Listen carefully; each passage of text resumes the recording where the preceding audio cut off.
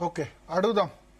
Okay, Suresh Yadav చెప్పండి sir. నమస్కారం. Panel లో ఉన్న అందరికీ కూడా నమస్కారం సార్. దాదాపుగా రాష్ట్ర ప్రభుత్వం ఒక మాట చెప్పింది 2023 ఎలక్షన్ మేనిఫెస్టోలో విద్యా భరోసా కార్డు అని చెప్పేసి ఒక విద్యార్థికి 5 లక్షలు సంబంధించినటువంటి బెనిఫిట్స్ ఇస్తామని చెప్పేసి, అదే విధంగా 6% నుంచి 16% వరకు కూడా ఈ విద్యారంగానికి నిధులు కేటాయిస్తామని చెప్పి దాదాపుగా ఇప్పటి వరకు 2023 నుంచి ఇప్పటి వరకు 10,000 నుంచి 12,000 కోట్ల మధ్య ఫీజు రియంబర్స్మెంట్స్ పెండింగ్ ఉందనేది ఒక టాక్ నడుస్తుంది.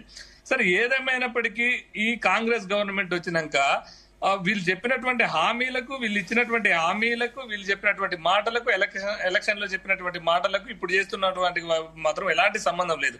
ఇవాళ కోర్టు డైరెక్ట్ కాలేజీల నుంచి డబ్బులు విద్యార్థుల నుంచి డైరెక్ట్ తీసుకోవాలన్నప్పుడు ఎంత భారం పడుతుంది సార్? వేల మంది విద్యార్థులు ఫీజు రియంబర్స్మెంట్స్ మీద ఆధారపడి చదువుకున్నటువంటి విద్యార్థుల మీద చాలా భారంగా ఉంటది.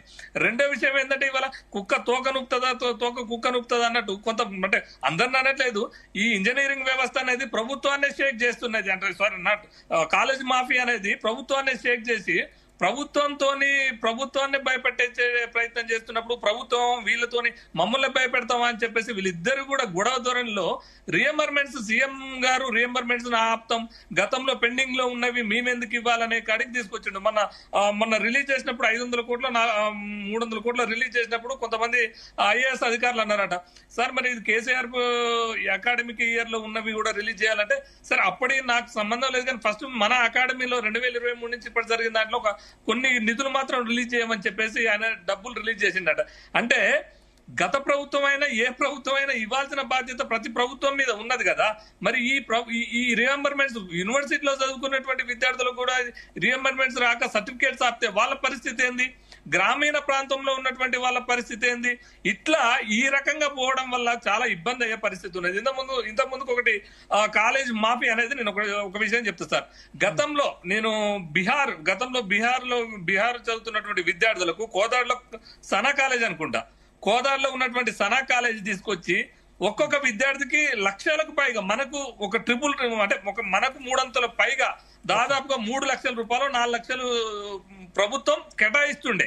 ఏది గతంలో 2014 ముందు ఒక 3 లక్షల ఫీజు 4 లక్షల ఫీజు కేటాయిస్తే అక్కడ ఉన్నటువంటి విద్యార్థులను వీళ్ళని తీసుకొచ్చి కేవలం ఫీజు రియంబర్స్మెంట్స్ మీదనే నడిపి వేలకు 100 కోట్లు సంపాదించినటువంటి వాళ్ళు కూడా ఉన్నారు. ఇవాళ పల్లా రాజేశ్వర రెడ్డి రావచ్చు, మల్లారెడ్డి కావచ్చు, కసిరెడ్డి నారాయణ రెడ్డి కావచ్చు, ఈ విద్యా సంస్థలు పెట్టుకునే ఎంతవరకు సంపాదించుకున్నారు, ఎంతవరకు ఇబ్బంది పడ్డారు అనేది మనకు అందరికి కనపడుతుంది. కాబట్టి ఇక్కడ ప్రభుత్వం ఒక కమిటీ వేసి నాణ్యమైనటువంటి విద్యను అందించే వాళ్ళకు ప్రోత్సహించి, అదే విధంగా పేద విద్యార్థులకు ప్రోత్సాహకంగా ఒక కమిటీ వేసి ఈ ప్రమాణం ఎప్పటికప్పుడు ఆడిటింగ్ చేస్తూ వీళ్ళ దాంట్లో ఎంత ఫ్యాకల్టీ ఉంది, ఎంత క్వాలిటీ ఎడ్యుకేషన్ అందిస్తారు, ఎంతమంది విద్యార్థులు ఇందులో బెనిఫిట్స్ పొందుతున్నారు, ఎంతమంది విద్యార్థులు నాణ్యమైన విద్యను పొందుతున్నారు, ఎంత ప్రయోజనాత్మకంగా నడుస్తున్నదని చెప్పేసి ఒక కమిటీ రూపంలో చేసి ఈ మాఫియాని చెక్ పెట్టుకుంటేనే ప్రభుత్వం కూడా ఈ విద్యా వ్యవస్థ నడిపించాలి, ప్రోత్సహించాలి కదా.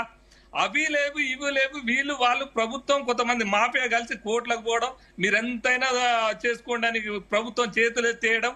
హైకోర్టు అక్కడ ఉన్నటువంటి కోర్టులకు ఏముంటుంది సార్? కోర్టులో వాదించినప్పుడు అక్కడ జరుగుతున్న పరిణామాలు బట్టే కదా వాళ్ళు ఇచ్చేది జడ్జిమెంట్. సో ఇక్కడ సీనియర్ న్యాయవాది ఉన్నారు మనకు శరత్ సార్, అలాంటి వాళ్ళకు తెలుసు కదా. అంటే ప్రభుత్వం కూడా కావాలని చేతులు ఎత్తేసి ఫీజు రియంబర్స్మెంట్స్ అనేది ఇవ్వకుండా విద్యార్థుల దగ్గర చెల్లించుకోమని, విద్యార్థుల దగ్గరనే వసూలు చేసుకోమని చెప్పేసి కోర్టు ఆర్డర్లు ఇస్తే ప్రభుత్వం వైఫల్యం కాదా? ఇది ప్రభుత్వం చేతగాంతనం కాదా? వెంకటస్వామి గారు నమస్తే.